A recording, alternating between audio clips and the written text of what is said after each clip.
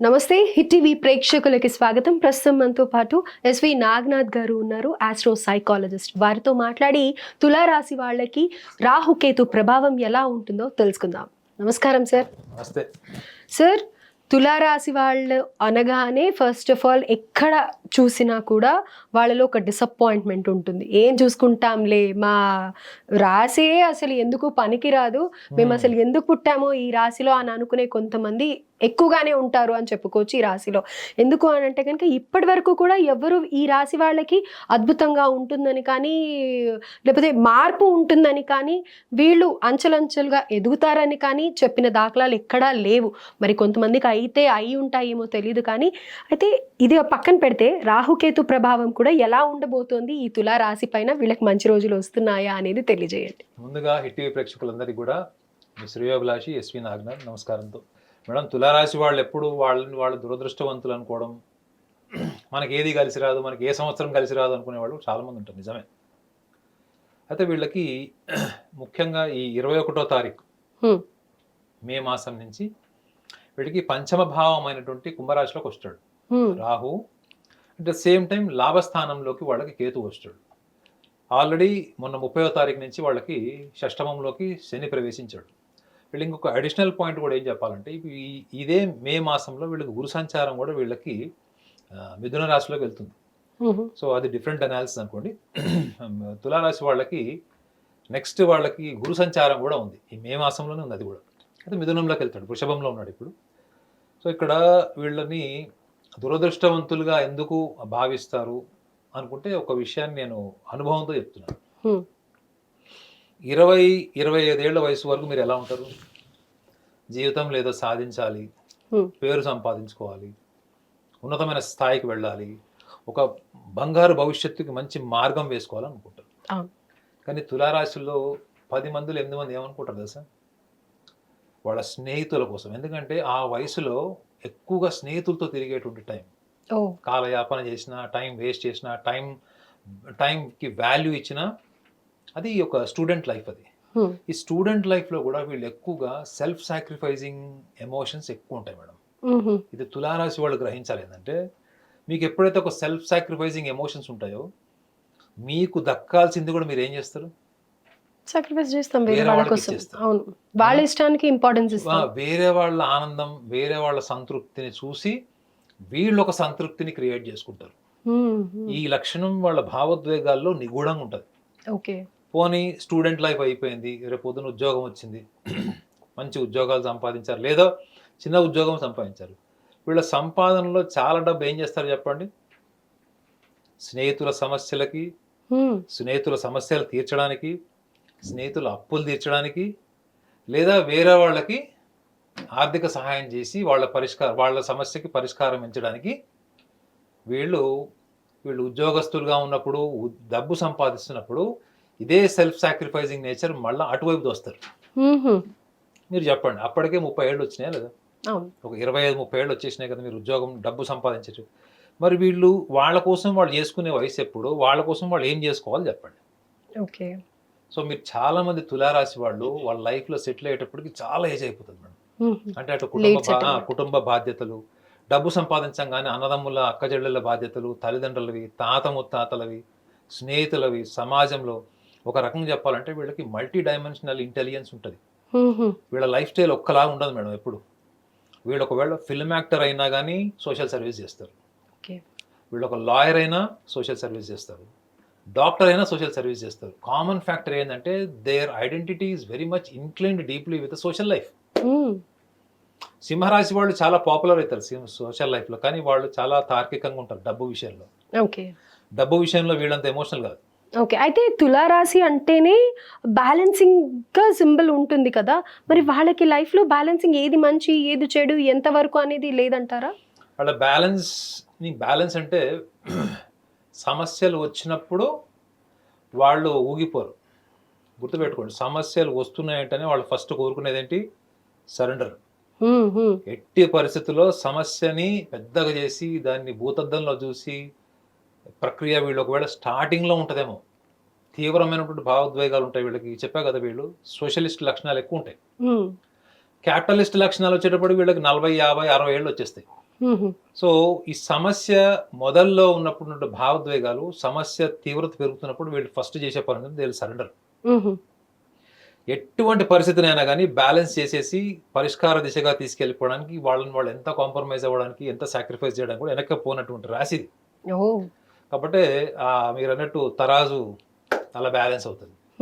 సమస్య ఎంత తీవ్రంగా ఉంటే వాళ్ళ యొక్క బలాన్ని అంత పెంచుతారు.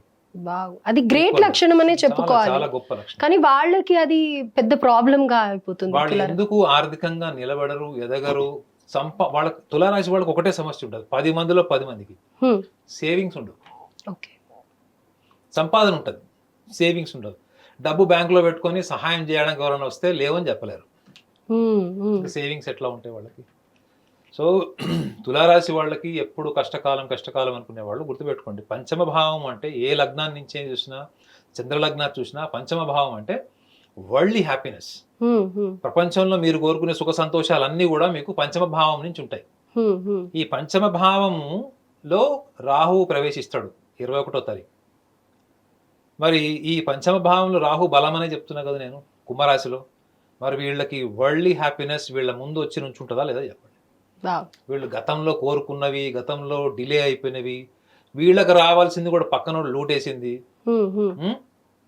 వీళ్ళకి రావాల్సినటువంటి ప్రాఫిట్ కానీ కమిషన్ కానీ వేరే వాళ్ళు తీసేసుకున్నది, లేదా వేరే వాళ్ళకి ఇవ్వాల్సిన పరిస్థితులు వచ్చినవి, ఇవన్నీ కూడా ఇప్పుడు షటర్ అయిపోతాయి, అంటే క్లోజ్ అయిపోయి వీళ్ళకి రావాల్సినటువంటి లాభము, వీళ్ళకి రావాల్సినటువంటి అవకాశాలు, వీళ్ళ కర్మ ఫలితం ఏదైతే ఉంటుందో వీళ్ళకి అనుకూలంగా మారేటువంటి దశ ఇప్పుడు స్టార్ట్ అవుతుంది వీళ్ళకి. అయినా ఈ స్టేజ్ లో కూడా వీళ్ళు దానాలు చేస్తారు, ఆ డబ్బు చేతులు ఆపుకోరు. నేను అదే కదా ఇప్పుడు నేను రీసెర్చ్ చేసింది అదే.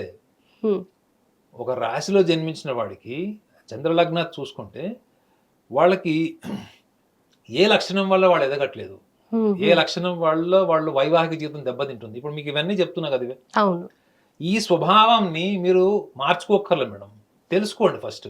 రైట్. మీకు తెలవడం వల్ల ఏమవుతుంది మేడం, ఒక రహదారిలో మీరు వెళ్తున్నారు, రహదారిలో పలానా చోట మీకు రోడ్డు బాగోలేదు అనుకున్నప్పుడు దానికి తగ్గట్టుగా మీ డ్రైవింగ్ స్కిల్స్ మార్చుకుంటారు. ఇప్పుడు చూడండి, మీకు స్మార్ట్ కార్స్ లో మీకు ఆప్షన్స్ కూడా ఉన్నాయా లేదా? మీకు మీరు ట్రెక్కింగ్ రోడ్లోకి వెళ్తున్నారంటే ఒక మోడ్లో పెట్టచ్చు, వాటర్ ఉంది రోడ్డు మీద అంటే ఒక మోడ్లో పెట్టుకోవచ్చు. అంటే టెక్నాలజికల్గా మనం ఎంత మారినప్పుడు ఒక సమస్య ఇంటెన్సిటీ వెనక నా భావోద్వేగాలు ఉన్నాయి, నా మానసిక పరిస్థితి ఇలా ఉంది, నేను ఇలా చేసుకుంటున్నాను, దాని వెనక కారణం ఏంటి అంటే మొహమాటం. గుర్తుపెట్టుకోండి, తులారాశి వాళ్ళకు ఒకటే ఒక అంటే భయంకరమైన వీక్నెస్ ఏదైనా ఉందంటే మొహమాటం. వీళ్ళు మొహమాటానికి వెళ్ళి చాలా కోల్పోతారు మేడం. అయితే ఇక్కడ మీరు ఆస్ట్రో సైకాలజిస్ట్ కాబట్టి నేను అడిగేది ఏంటంటే, మొహమాటం కూడా ఒక డిసీజ్ అనే అనుకుంటాను నేను. ఎందుకంటే సేయింగ్ నో ఇస్ డిఫికల్ట్ అనేసి అని అంటూ ఉంటారు కదా. మొహమాటంకి కొన్ని పనులు చేస్తాం కానీ దాని ప్రభావం అనుభవించాల్సి వస్తూ ఉంటుంది. అది ఒక మానసికమైన సమస్య అని అంటూ ఉన్నాను కదా. సో ఇలాంటప్పుడు అనేకమైన స్టేజెస్ చూస్తూ వెళ్తూ ఉంటారు. మానసికంగా కుంగిపోవడం కానీ, నేను ఎందుకు ఇలా చేయలేకపోయానని ఆలోచించడం కానీ, లేకపోతే ఇలా చేసి పోయి ఉంటే బాగుండేది అని రిగ్రెట్ ఫీల్ అవ్వడం కానీ, ఇలాంటివి అనుకుంటూ ఉంటారు. ఇంకా కొంతమంది ఎక్స్ట్రీమ్గా వెళ్ళే వాళ్ళైతే కనుక నేను ఈ సమస్య నుంచి బయటపడాలి, ఇంకా జీవితమే నేను అంతం చేసుకుంటాను అనే సిచ్యువేషన్కి కూడా వెళ్ళిన వాళ్ళు ఉంటారు డెఫినెట్గా. నేను స్టార్టింగ్లో చెప్పినప్పుడు కూడా తులారాశి వాళ్ళే అసలు ఈ రాసే వేస్ట్ అని అనుకున్న వాళ్ళు కూడా ఎంతోమంది ఉంటారు. అయితే మీరు ఒక ఆస్ట్రో సైకాలజిస్ట్గా ఈ రాహుకేతు ప్రభావం వల్ల వీళ్ళు ఈ సమస్యల నుంచి బయటపడాలి అని అంటే కనుక ఏం చెయ్యాలి అని అంటారు? ఎలాంటి ప్రభావం ఉండబోతుంది అని అంటారు? అయితే ఇప్పుడు మనం రాహు గురించి మాట్లాడుకున్నాం. కేతువు యొక్క స్థానం ఏంటి? వీళ్ళకి లాభస్థానంలో ఉంటాడు. సో వీళ్ళకి రెండు బెనిఫిట్స్ ఉంటాయి మేడం. ఈ కేతువు యొక్క స్థానం వల్ల 2 బెనిఫిట్స్ ఉంటాయి. ఒకటి ఏంటంటే వీళ్ళకి బిజినెస్లో ఎక్కడైతే వీళ్ళకి ఫైనాన్షియల్ లోన్స్ కానీ, లేకపోతే వీళ్ళు ఏదైతే బిజినెస్ లైన్లో ఉన్నారో దానికి సంబంధించినటువంటి అదర్ ఫ్యాక్టర్స్, అంటే వేరే వాళ్ళ సహాయంతో కూడా మన బిజినెస్ నడుస్తుంది, వేరే వాళ్ళ అసోసియేషన్తో కూడా నడుస్తుంది. సో అటువంటి రిసోర్సెస్ అన్ని కూడా వీళ్ళకి ఇప్పుడు జనరేట్ అవుతాయి. ముఖ్యంగా అంటే పార్ట్నర్షిప్ బిజినెస్ సక్సెస్ అవుతాయి, రకరకాల అవకాశాలు వీళ్ళకి ఇప్పుడు డెవలప్ అయ్యే ఛాన్స్ ఉంటుంది. ఇది business point of view. And at the same time వీళ్ళకి సోషల్ ఐడెంటిటీ లేని వాళ్ళు, సోషల్ ఐడెంటిటీ కోరుకునే వాళ్ళు, సోషల్ ఐడెంటిటీ ద్వారా వీళ్ళకి రావాల్సినటువంటి బెనిఫిట్స్ ఏవైతే ఉన్నాయో అవి కూడా లాస్ట్ 1-2 ఇయర్స్లో ఏవైతే వీళ్ళకి స్ట్రక్ అయిపోయినాయో వాటికి కూడా ఇప్పుడు విండోస్ ఓపెన్ అవుతాయి. సో మీరు అడిగిన ప్రశ్నలో కూడా రాహుకేతు ఒక ఇంటెన్సిటీ కూడా మీరు అడిగారు. డెఫినెట్లీ రాహుకేతు ఇంటెన్సిటీ అన్నది వాళ్ళ జన్మ లగ్నాన్ని బట్టి చూసుకున్నా, వాళ్ళ రాశిని బట్టి చూసుకున్నా, ముఖ్యంగా లగ్న, కుటుంబ స్థాన, అష్టమ, పంచమ భావాల్లో ఉన్నటువంటి రాహు యొక్క ప్రభావం, కేతు యొక్క ప్రభావం సిగ్నిఫికెంట్లీ మన ఆలోచన మీద, మన భావోద్వేగాల మీద, మన నిర్ణయాల మీద తీవ్రంగా ఉంటుంది. కాకపోతే అది సైంటిఫిక్గా మనం ప్రూవ్ చేయలేము. It's subjective opinion, subjective research. ఇప్పుడు నేను చేసిన రీసెర్చ్ వేరే వాళ్ళకి నేను నేర్పించినా వాళ్ళు ఆ కోణంలో ఆలోచించి చేయలేరు. ఎందుకంటే ఇది నేను ఓన్గా డెవలప్ చేసింది, ఓన్గా ఎస్టాబ్లిష్ చేసింది. దాంట్లో ఫండమెంటల్స్ ఉన్నాయి, నేను సొంతంగా తయారు చేసింది కాదు. ఫండమెంటల్స్ని తీసుకొని నేను రీసెర్చ్ చేసింది. సో కాబట్టి నా యాంగిల్ ఆఫ్ థాట్ ఏముంటుంది ఈ చేంజ్ ఆఫ్ ప్లానెటరీ పొజిషన్ ప్రకారం అనేది మనం చర్చిస్తున్నాం. సో రాహుకేతువుల యొక్క సిగ్నిఫికెన్స్ అనేది మనిషి యొక్క ముఖ్యంగా టఫ్ టైం వచ్చినప్పుడు మన ఒరిజినల్ నేచర్ తెలుస్తుంది అంటారు. ముఖ్యంగా టఫ్ టైం వచ్చినప్పుడు వీళ్ళకి ఇన్ని రోజులు టఫ్ టైం ఉంది తులారాశి వాళ్ళకి, ఇప్పుడు బెటర్ టైం స్టార్ట్ అవుతుంది. సో ఒక రకంగా చెప్పాలంటే వీళ్ళు ఇప్పుడు ఆర్థికంగా బలపడి, ఇక బలపడిన తర్వాత కూడా ఇప్పుడు నేను చెప్పిన ఈ లక్షణాలు వీళ్ళు సవరించుకోలేదు, మళ్ళీ ఫ్యూచర్ కూడా గోచార ఫలం చూసుకున్న ఫ్యూచర్లో కూడా మేబీ ఆఫ్టర్ ఒక 18 months 2 years తర్వాత కూడా మళ్ళీ వీళ్ళు చేతి నిండా డబ్బుల్ని కూడా మళ్ళీ చేతులు ఖాళీ అయ్యేటువంటి అవకాశం కూడా ఉంటుంది. సో ఇప్పుడు వీళ్ళు తెలుసుకోవాల్సింది ఏంటి, కొంత మొహమాట వైఖరి ఇవన్నీ పోగొట్టుకోవడం, ఎక్కడ వీళ్ళు నో చెప్పాలో అది నో చెప్పడం అలవాటు చేసుకోవాలి. అనవసరమైనటువంటి పేరు, అనవసరమైనటువంటి మంచి పేరు, ముఖ్యంగా అనవసరమైనటువంటి మంచి పేరు, అనవసరంగా ఐడెంటిటీకి వీళ్ళు వెళ్ళడం వల్ల వీళ్ళకి ఇలాంటి సమస్యలు వస్తాయి. సో కాబట్టి నేను వీళ్ళకి ఇచ్చేటువంటి సజెషన్ కూడా ఏంటంటే, వీళ్ళు సోషల్ సర్వీస్లో ముఖ్యంగా ఈ ఆర్ఫనైజ్డ్ ఫిజికల్లీ ఛాలెంజ్డ్ పీపుల్ ఉంటారు అండి, వాళ్ళకి వీళ్ళు సర్వీస్ చేయడం అనేది ఐ డెఫినెట్లీ సజెస్ట్ దెమ్. ఎందుకంటే వీళ్ళకి శనిగ్రహం వీళ్ళకి షష్టమంలో మీనరాశిలో ఉన్నాడు. ఈ మీనరాశి అధిపతి కూడా ఇప్పుడు గురువు మిథున రాశిలోకి వెళ్ళిపోతాడు. సో ఈ ముఖ్యంగా ఫిజికల్లీ ఛాలెంజ్డ్ పీపుల్ కానీ, ఫిజికల్లీ ఇంపైర్డ్ ఎవరైతే ఉంటారో, సో వీళ్ళకి మినిమం టు మినిమం అది ఫుడ్ కావచ్చు, హెల్త్ పాయింట్ ఆఫ్ వ్యూ కావచ్చు, లేకపోతే వాళ్ళకి సంబంధించిన ఏమైనా వస్తువులు కానీ వీళ్ళు డొనేట్ చేయడం అన్నది నెక్స్ట్ కమింగ్ అప్ వీళ్ళకి 1-2 yearsలో వీళ్ళు ఎప్పుడన్నా చేసుకోవచ్చు. అది రెగ్యులర్గా చేయాలని కూడా ఏం లేదు. చేయడం వల్ల ఏమవుతుందంటే వీళ్ళకి లాభస్థానంలో ఉన్నటువంటి కేతువు, షష్టమంలో ఉన్నటువంటి పంచమంలో ఉన్నటువంటి రాహుగ్రహం యొక్క ప్రభావము ప్రతికూలంగా కాకుండా వీళ్ళకి అనుకూలంగా మారేటువంటి అవకాశం కూడా బలంగా ఉంటుంది. రైట్, అద్భుతంగా చెప్పారు సార్. ఎందుకంటే పరిహారాలు అనగానే ఏం చెప్తారంటే ఈ హోమం చెయ్యి, వ్రతం చెయ్యి, నోము చెయ్యి, ఇలా ఏవో చెప్తూ ఉంటారు. కానీ మీరు ఎగ్జాక్ట్గా పాయింట్ తీసుకొని వీళ్ళకు ఉండే ప్రాబ్లం ఏంటి, ఎలా సొల్యూషన్ అని అనేది, ఆర్ఫన్ హోమ్లో ఎంతోమంది పిల్లలు నిజంగా వాళ్ళకి ఎన్నో అవసరాలు ఉంటూ ఉంటాయి. గుళ్ళల్లో కానీ, అంటే నేను ఇలా అంటున్నానని తప్పుగా తీసుకోకండి చూసేవాళ్ళు, ఆ కందిపప్పులు, బియ్యాలు ఎక్కువ ఇచ్చే కొద్దీ వాళ్ళు వేరే వాళ్ళకి డిస్ట్రిబ్యూట్ చేసేస్తూ ఉంటారు ఊరికే అలాగా. సో దాని బదులు ఒక ఆర్ఫన్ హోమ్కి వెళ్ళి మీరు చెప్పినట్టుగా అద్భుతమైన పరిహారం, అసలు లైఫ్ లాంగ్ కూడా వాళ్ళు హ్యాపీగా ఉండొచ్చు. వీళ్ళకి ఇవ్వటం అనేది చాలా ఇష్టం కాబట్టి తులారాశి వాళ్ళకి, నాకు తెలిసి కాబట్టి ఇది ఇంకా వాళ్ళకి నచ్చిన ప్రక్రియ కాబట్టి మర్చిపోకుండా చేస్తే కనుక లైఫ్ లాంగ్ వచ్చి అని అనుకున్న వాళ్ళు కూడా, తులారాశి ఎందుకురా దేవుడా అని అనుకునే వాళ్ళు కూడా లేదు, అద్భుతమైన రాశి అని చెప్పి హ్యాపీ ఫీల్ అయ్యే ఇది మీరు చెప్పారు sir. Thank you so much.